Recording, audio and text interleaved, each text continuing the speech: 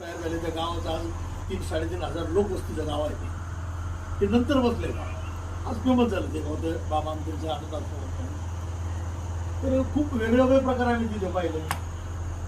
त्यांचा ऑर्केस्ट्रा आहे, हा नाटक कंपनी आहे, ती सगळी अपंग मुलं ती नाटक चालवतात, ऑर्केस्ट्रा चालवतात, वाद्यकाम सुद्धा सुंदर करतात, मंजूळ स्वरामध्ये गायनाचे कामं तिथे त्या ठिकाणी करतात. लहान मुलं जे तर मोठी माणसं जेंट्स आहेत, लेडीज आहेत, सगळ्या प्रकारचे अशा प्रकारची माणसं बाबा आमच्याने त्या ठिकाणी घडवली.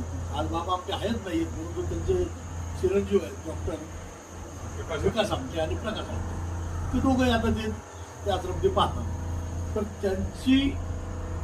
त्यांच्या पावलावरती पाऊल देऊन इंग्रज सरांनी तो वसा पुढे चालू ठेवला आणि कुठंतरी त्यांना मनामध्ये खंत वाटली की आपणही आनंद मुलांसाठी काहीतरी करावं म्हणून त्यांनी हे स्नेहछाया आश्रम आहे तिकडे